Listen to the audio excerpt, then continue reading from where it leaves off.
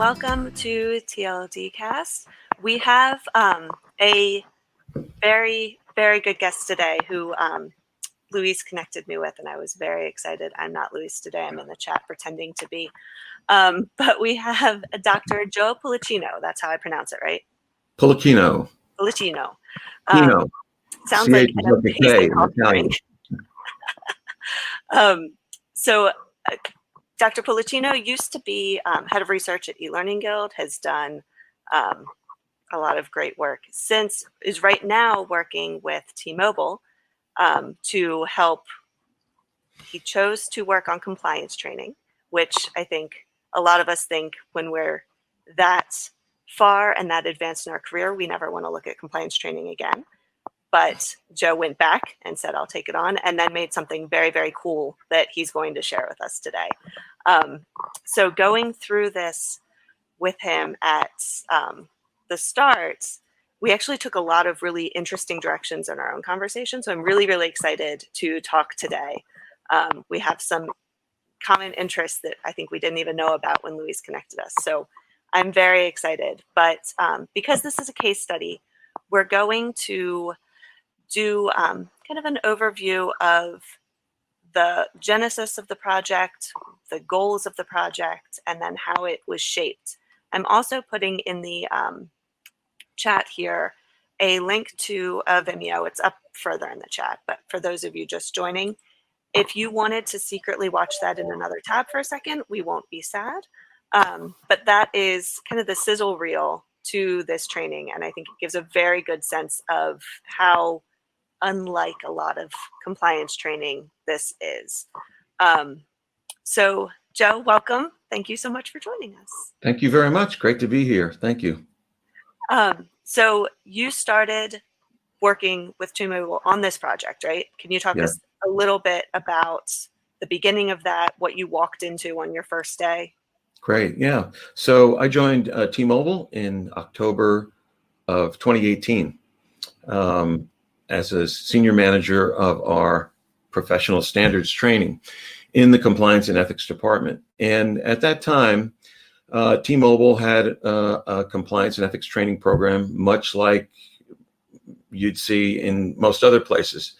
And I came to this from Navex Global, which is a compliance and ethics software company, and we had a massive library of off-the-shelf compliance training courses that I was responsible for design and developing and delivering to our customers. So I knew a little bit about the compliance and ethics training space. And as I said, T-Mobile had a program like many others. They had a harassment course from this vendor and a code of conduct course from this vendor. And it was basically a hodgepodge library that had been cobbled together over time. Off-the-shelf courses, not really reflective of the T-Mobile brand, and certainly not directed at and taking advantage of the culture that is T-Mobile. And as you can see from my shirt here, we have a very strong and powerful culture. So they brought me in and they said, well, we want you to take our compliance and ethics training to the next level. And I said, okay, that sounds good. I'm always interested in taking things to the next level. And we talked in the interview process a little bit about what that might mean. And I began to get a lot of ideas of how this could really be something different, be something special. And although, I went into it with a caution, I'm sure many of you out there have heard people ask you, well, can you take this to the next level? And then you eventually show them what the next level is, and they say, well, we didn't mean that high a next level, and there you are. But I can tell you that we really made a good choice in going to T-Mobile because they really did want to take it to the next level, and they gave me a lot of room, a lot of latitude to really experiment and do things in a completely new and different way. And we can talk a little bit about what those meant here. So that's how and where I landed at T-Mobile. With a typical Fortune 500 compliance and ethics training program with a mandate to take it to the next level, whatever that meant. Now, in my interviews with them, I talked a lot about the science of learning and how to engage learners and how to make training more efficient and how to make it more effective in terms of goals. And we also talked about a very important point. And this gets back to, Kristen, what you said at the beginning about taking on compliance training. If you understand that compliance training can be and really is about culture, it opens up a whole new framework for what you can do. And if you start to think about this, isn't just about teaching employees what the rules are and what you can and can't do, but putting them in touch with how the behaviors they exhibit every day, the behaviors that their colleagues exhibit, and how those behaviors build the workplace that they want to be in and that their customers are appreciative of. It becomes a whole new discussion in terms of the training that you provide. And so that's the pathway we started out, looking at the culture as a touchstone for developing the program and looking at the science of learning as a way to design something that was going to be a very different experience for the learners.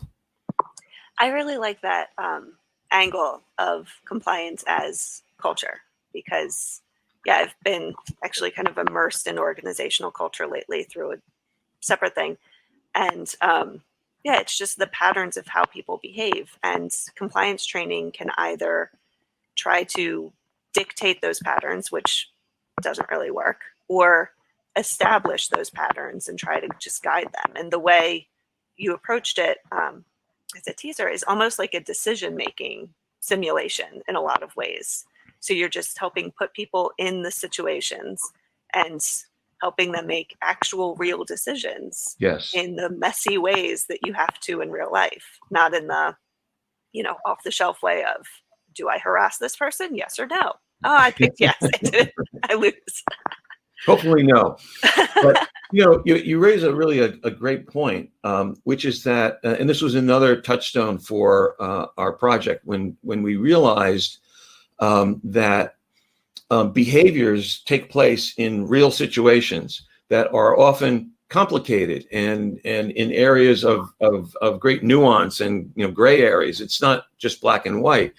And when you begin to have learners look at the desired behaviors, the behaviors that conform to the cultural norms that are positive and desirable, that these behaviors, what you want to do is get them into the mode of deciding what to do in that context, as opposed to deciding what to do based on some theoretical or abstract application of law or policy or regulation.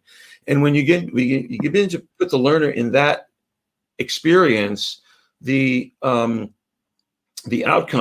of the learning experience becomes much different and much more powerful and profound, because it's something they can take it back to the workplace with them because you've presented it in the context of the workplace itself. Right. And you're presenting it also as the way people do things. The compliance culture at T-Mobile, as you said, was really strong already. There wasn't training that was developed by that department, but the culture was there. So you had something to tie it to. And I think you were able to tie it to, this is how we act, rather than, sometimes you see compliance training that's like, be a hero, which is much harder to actually do in practice. It sets the stage for, you're going to have to go against the grain to do the right thing here. Yeah. Whereas with your culture, you already have signs saying do the right thing. What is the actual phrase that they use? Yeah, definitely. Yeah, it was a great, it was the fact that T-Mobile has the culture that it does. It made it easy to sort of graft onto that culture, knowing that we could present the behavior elements of our program in the context of, this is why you're here, this is why you like it here, this is why our customers love us. Doing things the right way, which is our touchstone phrase, is to your advantage as an employee, because that's what makes it the place you want to be. That's why we're, a desirable, whatever the list we get on of like best places to work kind of thing. That's all part of it. And when people start to see things through that filter, it's no longer we say, it's not a snore, it's a score. It pulls them away from that compliance training as a drudgery task. And that led us to some really important design decisions down the road as we got started. Well, what does that mean? How do we actually implement that. Right. So I want to talk about the kind of initial audience analysis that you did. Yeah, And if you want to share the screen sure. for the, 2 paths people need to take. But Taruna has a really good point that compliance has to be weaved into individual behavior, and culture is the wrapper that helps embed this into daily routine work. And I think that's not just a really good point, but that's kind of where you started, was that this isn't just the thing you also have to do every year. Absolutely. It's, part of what you're learning, part of onboarding. Yeah. Joe has a shirt that says, "We are women. What's your superpower?" So, yeah, so when in conducting the initial needs analysis, and again, this was not for an individual course, but for the whole program, we came across 2 really important insights, which are not going to be surprising to anyone. So it wasn't the insights themselves; it was the determination that we should move forward with those insights and actually do something based on those. And I'll share my screen here to show you visually what they were. The first insight, can you see my screen now? I can't yet. Oh, you can't yet. Oh, that's Yeah. because I got to push the share button. There we go. How's that? Okay, now it's coming on. 2 big Perfect. insights. And this is going to, any one of you out there who's taken compliance training and you've had that experience of, oh, I took this training last year and the year before and the year before that, and it's the same training. Oh, it's May. It must be time for this particular kind of training. And it's the same course over and over again. Well, the first insight was that new employees have a much different training need when it comes to the culture and behavior that is adopted to the culture than tenured employees. And by tenured employees, I mean people who are, with the company for a couple of months, and they're in their jobs, they're doing their jobs, they've gotten the lay of the land. And the difference is not all that profound. It's that new employees are coming into something new, and they are experiencing a whole range of newness, including being involved in a new culture. And at T-Mobile, this can be rather jarring. You see me, I'm wearing my T-Mobile shirt, and you can see all the people on here wearing the T-Mobile gear. This is prevalent throughout the organization. And you really, it's like no place I've ever been before where the brand and the culture, the culture that is represented by the brand is so visible and so part of the conversation. So we have a real onboarding experience where we're going to dip you deep into the magenta. Some would say drinking the Kool-Aid and all that kind of thing, but it is that kind of experience. And the other element of it is that we're trying to give people a foundation for, okay, what does that mean in terms of the expected behavior, the behaviors that we exhibit that you'll see that make T-Mobile the kind of place that it is for ourselves and for our customers, for our partners. So we wanted to make sure that our new employees had a different kind of training experience, one that would guide them through that acculturation experience. And there are 2 elements of that. And I'm going to shift to a different slide here for a second. In fact, I'm going to shift to a different graphic. Here it is here. What we did was, what we had first, can you see this graphic with the Yes. journey through? Okay. What we did was really very, very simple. What happened before was that on day 1, an employee would get 14 courses assigned to them through our LMS all at once. There was no rhyme or reason to it in terms of what course do I take first and second. It was just like, here's a bunch of courses, go take them all. And there was no explanation of anything. There was no introductory course. There was no course that helped you understand how these all fit together. And this was a classic, typical drink from the fire hose experience. And I hate this concept of drink from the fire hose. And I hate the way people just accept it. Oh, well, you're just going to drink from the fire hose, ha, ha, ha, ha. As though this is what we have to live with and accept. And I said, no, we're not going to do that. We're going to break down the 14 courses, and we're going to, in our LMS, make sure they're assigned an hour a week for 4 weeks.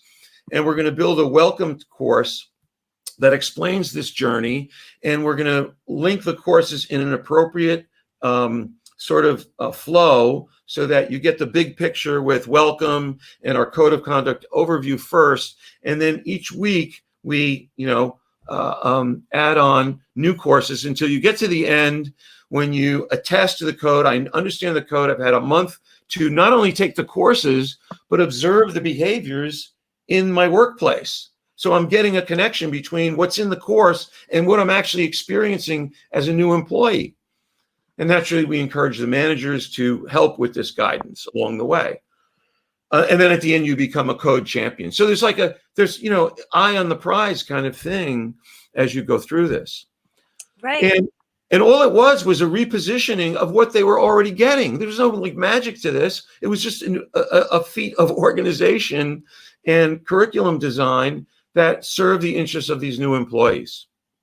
Right. And when we talk about learner experience design, this is it. I mean, you've taken the perspective of someone who's just starting out and looking at 14 courses and thinking, well, that's a lot of courses. I wonder, do I have to do all of them today? Is there an order? Are they just alphabetical?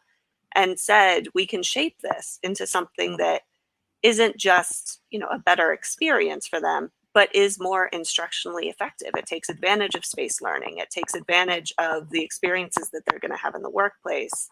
And that's just a really helpful lens to say you can do that. You also revamp the courses, but you can do it without even revamping the courses themselves. You can just change. It's an LMS setting essentially. Exactly. That you can make it easier in the LMS. Exactly. Yeah. And the data we looked at was, guess when most people actually took these courses? Like the Thursday of the last week that it was due. And so they were just, they were drinking from their own fire hose at that point. And we wanted to, sort of break the mold there in that behavior. Now, the important thing to remember here is that this was just a first step in the overall redesign. Because remember, I said that we recognized that new hires had a different training need than tenured employees. So I was able to accomplish this in a matter of weeks. So that, as I said, I joined on October, and we were able to shift this around so that very quickly we implemented this program, and that took the pressure off what we were going to do with new hires. Now, along the way, we actually built some new courses. We built a welcome course, as you can see. We built our overview course, and we did some things to make it a little bit better. Now, then I put that aside, and I went back to the other question, because now my new employee onboarding was set for at least a while, and we went back over to, where's that slide? This other question, which was, bear with me for a second here. What did I do? That's fine. I actually want to bring up an interesting conversation that's going on in chat. Oh, good.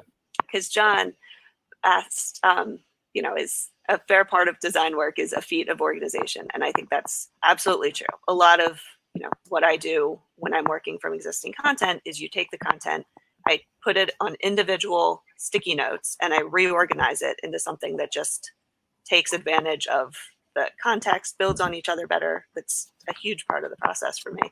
And then Nathan added, if the courses already existed, then it's redesign work instead of the initial design work. And then Alex mentioned it's resequencing. So here, do you feel like because it was the first stage in many, it was more of just shifting around, dominoes? I don't know the term. Yeah, well, okay, that's a fair point. And there was it wasn't just a reordering of existing courses.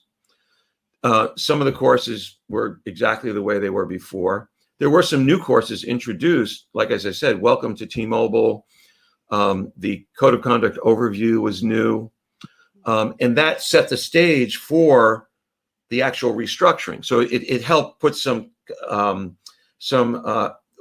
help with the reorganization of the content. But the other important point was I had to go to the senior leadership and said, hey, guess what? We're no longer going to give these courses to your tenured employees. We're going to give them something completely different. So this was a big leap to say that we're going to have now two programs, one for new employees and now one for tenured employees. So it set the stage for a redesign of the entire program, as opposed to just a redesign of how new employees would be getting these courses assigned to them. So it was sort of like cleared the decks for the next step, which was to go to Integrity 365. Right. Yeah, getting in the chat a lot of agreement. And actually, I Yeah, want to go back to I'm the. sorry, I'm just looking in the chat. Kim has exactly right there, that it allowed us to reorg the existing stuff quickly for new hires, which was needed ASAP, and then allowed us time to do the deeper redesign for the tenured employees. That was exactly the strategy.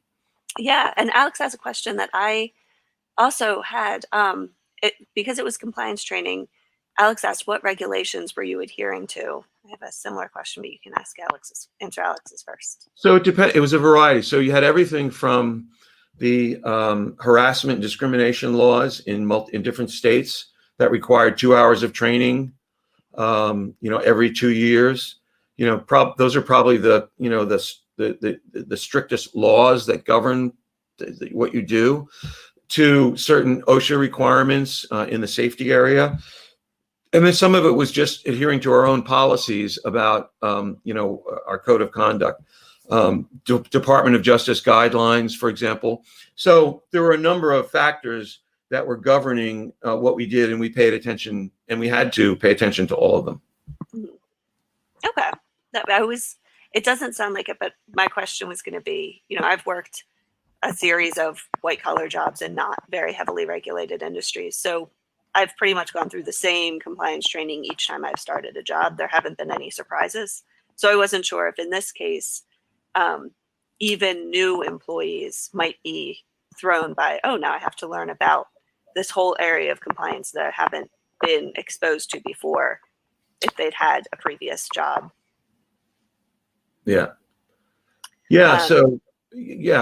Well, and in many cases, they will have come having experienced this in a previous job, which is why it gets back to one of my original points, is that it was more about the culture. How do these, adhering to these rules and regulations or conforming to norms in your previous organization, how does that carry over and adapt to the T-Mobile culture? So it became more about the culture than about retraining people on things they already actually knew.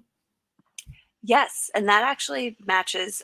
So one of the questions in the Q&A box, a different area for people to post questions, is it possible to do compliance as culture as off-the-shelf training, or is it culture client specific? And I think this is probably where you're heading, so I wanted to throw that in. Yeah, so great question. And I guess, and having been a purveyor of off-the-shelf content, where customers were always, when I was at Navex, where customers are always like, can we customize this? And yeah, we can put your brand on it and your logo and maybe change the colors, but it's really difficult to take off-the-shelf content and make it your own, and really adopt the culture. And here's a story about the direction we went. When we first got started, we met a woman from Microsoft, Rochelle Tanner, who's doing amazing work with video-based compliance and ethics training. And she showed us what she was doing. And being at Microsoft, she had a lot more budget. I'm going to go back to my video now. She had much more budget to spend on this kind of thing than we did. And the result was she was able to hire professional actors and do really high touch, high quality video production. And it was fantastic. And it is fantastic. It's like watching a real movie. And we said to ourselves, we can't afford that. We don't have that in the budget. I was just a tiny little group just starting out to prove ourselves. And so it wasn't they were lavishing dollars on me to get this done. I had to figure out how to do it within some really conservative means. But one of the things we thought about, we said, now that we've talked to people in the company and we've done our needs analysis, we don't think that kind of high value production would fly at T-Mobile. We think they want to see something that's more homegrown. So still, slick and well produced, but like I said, homegrown, representing the kind of people who are, wearing shirts like I have on now, right? And living the magenta culture, the uncarrier culture. So we took a really big risk. And we said, let's get employees to be the actors in our videos. And this was a lot of challenge with this, getting this through legal and disclaimers, and what happens if the person leaves the company, and suppose the actors are no good, and all of this stuff. We said, well, we want to do videos. We want to make them real scenarios. So that means we got to act out scenarios. We don't have the money to hire professional actors. Well, let's go for it.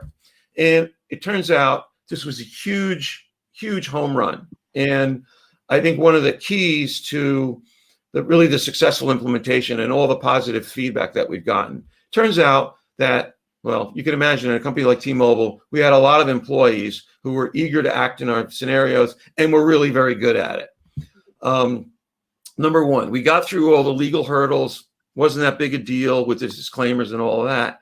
And best of all, we were able to present scenarios that looked and felt like the environments that people were in when they were watching the videos. And so it helped to create the illusion, the fiction of context that would be missing, say, go back to the original question, in an off-the-shelf course. So we were drawing employees into an environment that they were actually in as they watched the course online. And the feedback that we gotten from the learners in the first 2 episodes, we didn't actually even solicit this feedback, but what they really loved about it was the employees acting out in scenarios that they could relate to.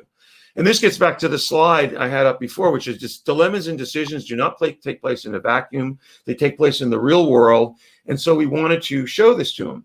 It led to another innovation, which came up as we started to experiment with this, which was that originally in the design, and you'll see when I show these slides, we were having people, presenting a dilemma, and then the learner would have to answer a question about it. And then we said, hey, why don't we switch this up a bit? And why don't we have the character in the scenario turn to the camera, turn to the learner and say, hey, here's my situation. What would you do about this? And it broke the fourth wall, right? And it made me, okay, I've now watched this guy. He's wearing a magenta shirt like me, and he's in a dilemma. He doesn't know what to do. And so he's asking me for help. And this is my coworker that I'm seeing on the screen. I got to help him. Well, what should he do? And now I really am motivated to answer this question, which we try to make as challenging as possible, obviously. And now the learner has a much different experience in responding to a question about what to do in this particular ethical dilemma. They're part of the scene. Yeah. And that's something that can, I think, come off so cheesy if it's a professional actor doing that, but so much more authentic when it's someone who's, wearing magenta, who's in a store, who, you might pass in the hall one day. Yeah. That actually is how, I don't know how many of you have read The Cat in the Hat lately, but the last line in The Cat in the Hat is, what would you do if your mother asked you? There you go. The same. You make a really good point, Kristen, is that the amateur quality of it, it had it kind of like you said, sometimes the professional stuff comes across as cheesy, where the amateur aspect of it overrode any cheesiness in it. So yeah. It was professional enough to look like kind of we knew what we were doing, but it was amateur enough so that people could relate to it on a really a human level. Like, this is me in there, and not some cheesy thing that I'm never going to experience at this workplace. Right, and this is the kind of thing that you can get. I mean, there are multimedia principles, personalization and all of those kinds of things, like you were talking about, the science that you talked about at your interviews, how you were going to base this on science. And a lot of it is also just understanding your specific users. Yes. It might be that another company would be horrified by being asked to act in a movie. That's not their job. But you knew your users, you knew the audience, and you knew that that's something that they would appreciate. And I think there's a lot of that in here of, the right Yes. level of silliness for the audience and the right level of, authenticity, and all of those things are really that just deep understanding of your base and who you're talking Totally. to. Yeah, exactly. So I know that someone asked about the actual design, and so let me share that, and I can give you a view of that here for a second. When we first started, is it sharing now, Kristen? Not yet. Oh, that's okay. I'm I do getting that used every to time this now. too. Okay, so there we go. So we actually really didn't know how this was going to work out. I knew I wanted to do video. We had learned from Microsoft, from Michelle, a little bit about how that could be done. We were starting to overcome some of our technical challenges with the actors, with the studio, et cetera, how we were going to do this. And we did this really on a shoestring budget. We did have a studio to go to, which was on campus that we were able to borrow.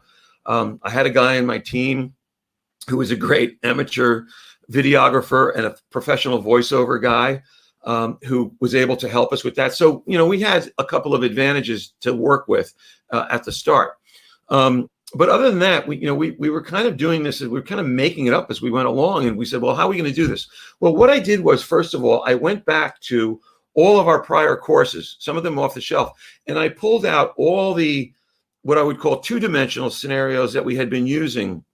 And you've all seen these. It was like, you see a picture of two people, and it's like, somebody says to somebody else something, and then somebody else says something, and you're reading this in a text, and then you get a question about it. And, it's for what it is, it's fine, but it's two-dimensional. There's no voiceover. There's no action, but there is a scenario in there, and there is a dilemma. So I pulled all of those out, and we said, which are the best ones that we can convert to video scripts? So we converted those to video scripts, and then we created this pattern here of, we set the story, we created a setting that was a T-Mobile setting. We presented a situation in which involved a dilemma or a decision of some kind. It was it was one of three questions. What's wrong with this behavior? What's the issue? Why is it wrong? And what should I do about it? So those three things, those are the three questions that we knew that anyone would have to answer in the actual workplace environment. What's wrong here? Why is it wrong? What should I do? And then once we presented that, acted out that dilemma and came to a decision, we engaged the learner, as I said before, with what should I do now? We then gave the learner a chance to respond. We gave them feedback, and then we taught them the larger lesson. So for example, in this particular one, we create a setting, just like a TV show. We're outside headquarters, building 1 that afternoon. And we go into the situation, and here's two T-Mobile people. These are actual employees disguised as actors. Believe me, we had to go out of our way to make sure people understood these are not real employees who actually did this. These are fictional characters. And so when you see them, don't think they're a bad person in the hallway. And don't think that our stores are constantly full of dilemmas going on. That was another hurdle we had to overcome with our legal SMEs, Then they would the character here. So something happens to Marcus here, and then he turns to the audience and he says, "What should I do now?" And the reason why you see the little bubble is because when we videoed it, we had language in his verbal speech that a lawyer then objected to. And we didn't have time to re-record it, so we deleted it and we put in a bubble to what should I do now? So there was a lot of on-the-fly, maneuvers that we had to make as we came up with this. Then it would go to, okay, learner, what should I do now? The learner has two choices here: do nothing or report the perceived conduct. They submit their answer. Then down here they get feedback. And you see now they chose the right answer, and Marcus is really happy, giving the thumbs up. And then there in the feedback, we try to sort of give a little bit more of the, why this is wrong, what's wrong about it, why it's wrong, what you should do. And whether you get a right or wrong answer, it almost doesn't matter, because all we're doing is creating a learning moment where you can absorb the feedback, which is really the specific information you need about a situation like this to do things the right way, which is the cultural norm. And then it would finally get to, okay, now that you've gone through the story, we're going to give you what we call the backstory, which is the big picture lesson, which in this case was, retaliation of any kind will not be tolerated, period. So you saw a little scenario there where there was a sort of a retaliation type of issue, what to do in that particular situation, why it was a manager acting inappropriately. But now we're going to zoom back out and give you the big picture. So think about this from an instructional design perspective, how this is sort of a reverse, where we're asking you the question first, and then we're teaching you the lesson, as opposed to teaching you the lesson and then asking you about it, where you're acting on information that you were just taught, as opposed to acting on your gut feel, as it were, or your reliance on what you already know about the culture. Don't forget, this is for tenured employees. This is not the program for new hires. These are people who have already been around and should know. So how are they reacting to their own cultural experience to answer this question in the moment? They're not relying on some lesson I just taught them. So it's a different design, instructional design, in the context of this whole video story concept. Right. It's like the Michael Allen way, where you give, a Exactly. challenge with just as much information as you need to answer it, enough context that you can start to intuit, but you have to rely on that prior knowledge. And it's always, That's right. You'll remember getting something wrong more than you'll remember reading something and then getting it right. Yeah. Thank you, Michael Allen, for Yes. teaching us that, for sure. Yes. I think about I always think about the examples of, what I learned when I was trying to learn what good e-learning is, which is why I like sharing these kinds of examples, because this is a really good way to do it. And I was thinking, looking at that design, of all the planning you had to do when you got that employee, because you had to know not just the video itself, but you had to capture at the same time his poses for the questions, or for the responses. Yes. And his feedback. So you had to, I'm imagining you sitting in a room with an employee saying, now do a thumbs up, now do a sad face. And yeah. And Kristen, to be honest with you, these were the kinds of things that we learned as we went along. So for example, when we first produced it, we said, hey, why not put the character's picture in the feedback with a positive, view? And so we had to go back to the studio. Oh, let's shoot the guy with a thumbs up. Now we've learned, as you said, okay, let's do some, sad faces and happy faces to reflect that. And, next step in the next season, we're actually going to try to do a video of the character actually, speaking the response back and, continuing to tell the story. So, kind of taking it to the next level in terms of production values, now that we've sort of gotten our feet wet. And, what you can see in doing this, we didn't have this sort of whole, design for a story at the beginning. It only emerged as we got good at it. But now we have it. We have a template. So now when we look at season 2, for example, we have, here's 8 episodes that we're going to do next year. Here's our topics that we're going to focus in on. And now we know how to do stories for each of those, storyboards for each of those. So we just got better and better at the design as we went along. So my advice is, don't be afraid to jump off and just get started and iterate and prototype, because the right demands will emerge as you move into the project. That is an amazing way. So, like we kind of teased in the title, you've released it to people like a TV series, and that's an amazing way to build in iteration, because you have, the first season might be like the first season of Parks and Recreation, which is a very good season of a TV show, but it is a very different TV show than the second season of Parks and Recreation. Yeah. And you have that latitude to iterate. And I like that way of saying, we're just going to build on it. We're not necessarily going to go back to season 1 and redo it, but we're going to build on it. That's right. Yeah. Cause like anything else, people will get, they'll get bored with it. It's the same old, and so you got to be completely, that's one of the challenges we took on for ourselves, that we realized that, season 2, we got to come up with new stuff, and season 3 and on and on. So we've established for ourselves some built-in challenges, which are, it's great. It makes it all a lot more fun. Right. And then so we talked a little bit about the kind of learning experience design you did by just, thinking about the audience. And then as you got into the individual episodes or the seasons, or each episode, you really did the, here's the objective we want them to get to. And you can see that in the design. So can you talk a little bit about the more kind of traditional instructional design process you used to develop that? Yeah. So we basically use an ADDIE model.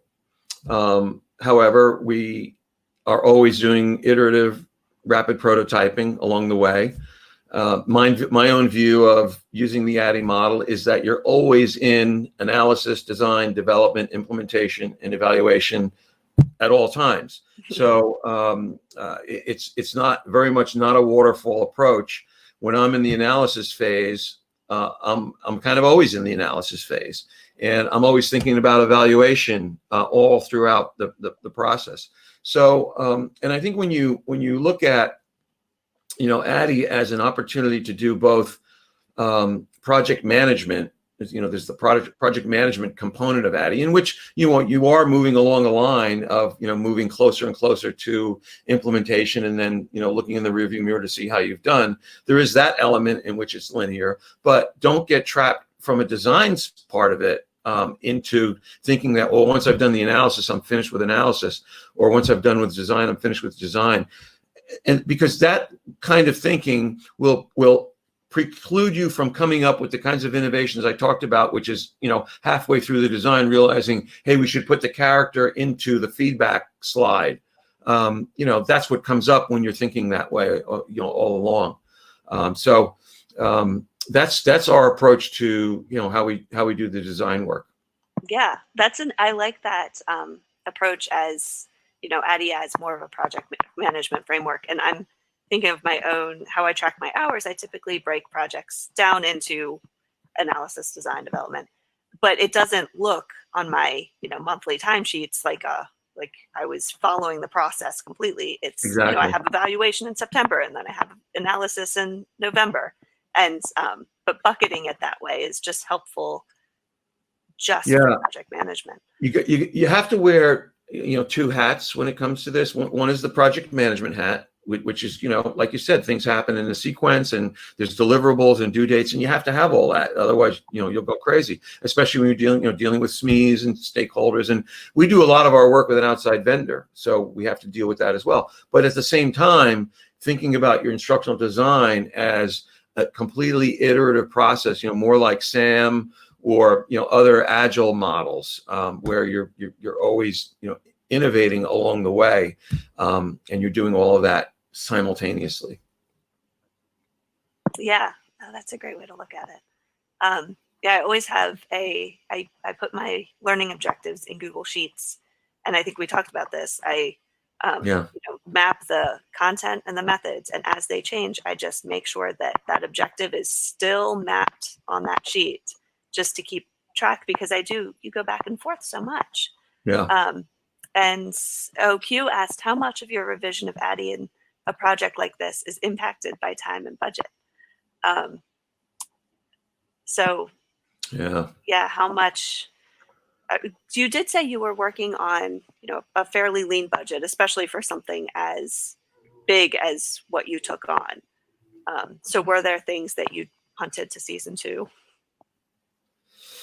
Well, great question. So, where do I begin? So we didn't know how long any of this was going to take us to do when we first got started. And we were the beneficiaries of a couple of events outside of our own group at T-Mobile, one of which was the recent integration with Sprint, which actually forced us to delay our launch by 3 months. And while we would have been ready on our original launch date of April, that extra 3 months gave us a blessing of time to do a lot of, fixing and cleaning up and new things that we wouldn't have had time with otherwise. And it gave us, so we were fortunate in that respect. But, we would have had to release a product that would have worked, but it wouldn't have been as good as it could have gotten. Now, that said, that's been our approach all along, is that we're going to just keep getting better and better and better at this, always releasing something that will be good and will work, but knowing that we can improve on it. And learning along the way how long it takes to do this. And one of the biggest challenges that we have is, in terms of time, is building in the legal reviews that we have to go through. So as you can imagine, if it's anyone who's worked with SMEs knows that it's always a challenge getting them to work with you in terms of getting the content together, because for all the reasons that I'm sure everyone on the broadcast knows and understands. And with lawyers, it's even, multiply that by 1,000, right? And so that's our biggest challenge has been, getting those review cycles with the legal folks in line with, now we have to do video, we have to go into the studio, and then we have to, build the courses, and we have release dates, et cetera, et cetera. So we've been able to get to the point where we're pretty much finished with an episode. We figured out that it takes us about 2.5 months from beginning to end to do one of these. And we've been able to now sequence it so that, for example, our October release of episode 3 is right now going into beta, and we'll have a final gold version of that ready about 2 to 3 weeks before we have to launch. And so we've been trying to sort of say, how do we use what we've learned about being more efficient with this process to actually get ahead and finish sooner than we have to, which has been giving us a nice cushion. Yeah, that's I like that you've been able to systematize it a bit, and then once they're all, you've covered all the topics that you need to, will they just be available for new hires, or will this continue to be for tenured? Thank you for bringing us back to new hires now, because as you recall from when we last left the new hires back in January, all right, they were taking the 14 courses now sequenced in 4 weeks. And as someone mentioned before, a lot of this was not redesigned. It was the same old courses being slotted into this restructured sequence, right? Well, so we've been holding off on doing the redesign work that we knew we would have to do until we established our core of Integrity 365. Now, since every episode is not going to be repeated in Integrity 365, what are we going to do with all that content that we worked so hard to develop? Well, we're going to take that content and we're going to use it in the redesign of the new employee onboarding courses. Because we've already now created, 2 episodes. By the time we finish this year, multiplied out 6 stories per episode times 4 episodes. We now have 24 5-minute video segments on a whole variety of topics, which we now can fit into the redesign of our new employee courses, which saves us tremendous time and money, right? It's all the great new content. It gives the new hire an experience of what they will learn or later get when they graduate and they become a code champion and they go into the sequence. And guess what? They're not going to see those same stories because we're building new stories in the new season of i365. So that's what we're working on now in the 3rd and 4th quarter, is doing our redesign of all those courses so that in January we'll have a whole new curriculum that's been completely redesigned in our new format. We're also going to do much more you remember I showed you on the slide, there was this, here it is again, right? The slide where we went from one week to the other. We're going to do more now to say, hey, it's week 2. In week 1, you learn this, this, and this. Now we're going to take you on your journey through these topics to give the learner a little bit more guidance and put more of a narrative behind it. We're also doing some things for managers, where managers are being trained to understand so they can have conversations with the employees about this. And that was another thing, actually going back to i365 now, we actually introduced manager previews. If you looked at the sizzle reel at the beginning, right, that was like sort of the trailer for the coming episode. What we do is we send that to managers 2 weeks before the release of the episode and say, here's what's coming for your employees. Here's a conversation guide that you can use to talk to them about what's in these episodes. So we've reduced, we used to do 4 hours of seat time training every year. In i365, that 4 hours is now reduced to 3 hours, it's only 20. It's actually less than that. It's 240 minutes as opposed to 360 minutes, because each episode is only 20 minutes long. Oh, and that has 2 stories. So. Yeah, and they get 6 stories. Each story is 3 to 5 minutes. They answer their questions. They're out of there in 20 minutes. Multiplied by 8 episodes a year is now just over. It's about 3 hours. It's 8 times 20 minutes, right? If I'm doing the math correctly. And so what about that extra hour? That extra hour is now consigned to managers having conversations with their teams about the episodes they watched. Hey, what did you think of what that character did? Have you seen anything like that in our workplace that we need to pay attention to? How would you feel about reporting an incident like that? Now we're bringing a social learning element into it, and we're really grounding the lessons learned in these episodes in the actual lived-in work environment, and giving that responsibility to the managers who have that responsibility as part of our code of conduct. And allowing space for those conversations that legal probably won't let you have about, each time that individual teams remember maybe something happening, and managers sharing those stories in an informal environment where they can. Yes. Where you guys can't have a compliance training about like this one terrible employee who did all of these bad things in real life. That's right. That's I think that's a really useful way to do it. And that I think kind of answers, I'm going to get to Kim's question too, but kind of answers a little bit Nathan's question of, does structuring this training as a TV series reduce interactivity? You have the interaction after they watch to get, what they would do in this situation. But do you think there's a reduction there? It's a great question. The only interaction you have here is you answer the questions and you see what your answer is. So there's only, 6 or 7 or 8 times, depending on how many questions are in a story. Most of them have 1, some of them have 2, that you're really interacting. And then at the end, we have some reflection questions that we asked, which helps them think about what they learned, like which of these episodes was most relevant to your workplace environment, et cetera. That gives them some chance to reflect and gives us some data about what we're doing. But that said, it's limited. And one of the things that we're challenging ourselves with is, how can we build more interactivity into this? Basically, self-study e-learning program.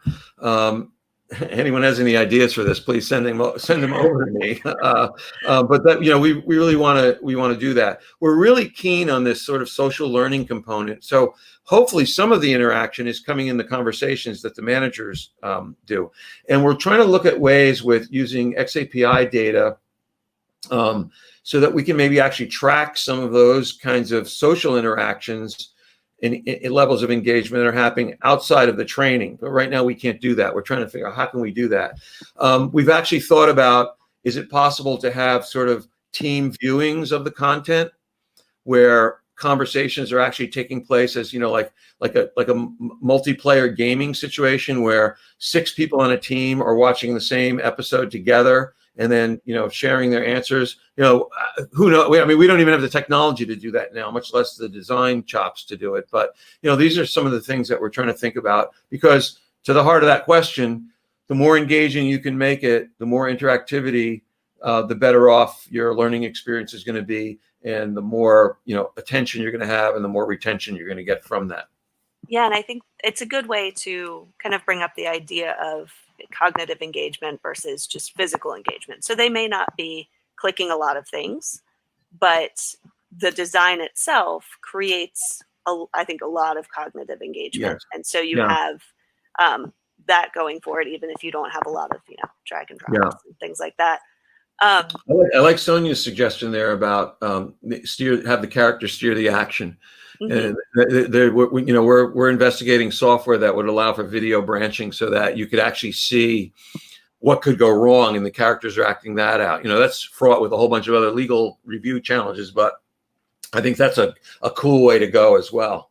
Yeah, and that's always a really fun way to design, especially if you are very good about bringing it back to the main branch. Totally. Otherwise, you have a million scenes. I do want to ask Kim's question, because I think it's great. Kim wanted to know, how did Joe and this team ensure that they were meeting state-specific requirements and laws? Good question. Basically, legal review. We made sure that we got direction from legal counsel in the beginning. Say, what do we have to cover for New York or California or whatever state or whatever it was, and now build that into the course. And then review it again with the lawyer. Say, did we cover everything that we needed to cover, whether it was the topic or the language or the time allocated, so that we knew we were checking the box. We're going to have to do that again for season 2, because we're going to be we're in our second year of the multi-state cycle, where we're going to have to make sure that because I guess what's implied here is that we're in every episode you're getting multiple topics. It's not just like one episode is about harassment, one episode is about insider trading, and one episode is about conflict of interest. Each story is woven in because these things happen all the time. So that we're going to have to make sure in our 8 episodes of season 2 we've covered all of the timing and language and regulations for harassment training that will fit for that component. So that's another issue. Good question. Okay. And so if you have areas where maybe one state has a one like break time regulation and another state has a different break time regulation, would you just not put a number in the episode? Maybe say like, this person wasn't given the right amount of break, and give the specifics in resources that are outside of the episode, or would you do multiple versions to meet that? Yeah. So what we did in our first pass, we actually addressed this issue in our new hire program, new employee program, with our renewed addressing harassment course. And what we did was, when a learner got to that point of dealing with state requirements, they selected what state they were in, and then they branched them off into that content. We have yet to build that component into I-365. It's one of our challenges for season 2. We haven't addressed that in season 1, which was only 4 episodes. We're going to address that in season 2, and it'll probably be something like that with some branching mechanism, or, as you were suggesting, Kristen, some kind of resource that they would have to download and verify that they read on their own or viewed on their own. Right. Or the person only says, "Oh, I thought I had 30 more minutes on my break," and the manager says no, and then the person's not saying, "I get a 4 break this time." Yeah. And just keeping it that way. So, okay, I want to, I think we talked a lot about some of the challenges you face. So we're not going to do our normal, what did you learn from it? Because you talked about that really well throughout. I do want to give a chance for you to share, and I have the link here. Joe has a couple of courses on LinkedIn Learning. And I know I'm excited to look at them. I have the link for brain-based. And then can you share the name of the other one, because I don't have. Yeah, so I have two courses on LinkedIn Learning. One is called Brain-Based E-Learning Design. That deals with how you apply the AGES model for attention generation, emotion, and spacing to your instructional design to basically take advantage of the science of how people learn into your design. The other course is called Essentials of Instructional Design, Models of ID. And it's really basically a course in an ADDIE and other instructional design models and how you use them. This is they're my instruction to instructional designers about how I work.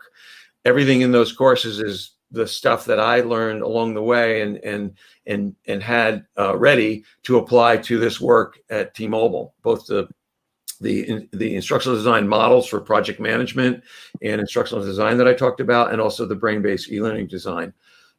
If you connect with me on LinkedIn, I can send you a link to either of those courses that they give you the authors can send out a link and you can take it for free. You don't have to be a LinkedIn Learning subscriber.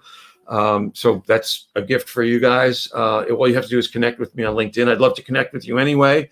If you have suggestions for what I can do to make the program I described better, I would love to crowdsource your innovations into my program.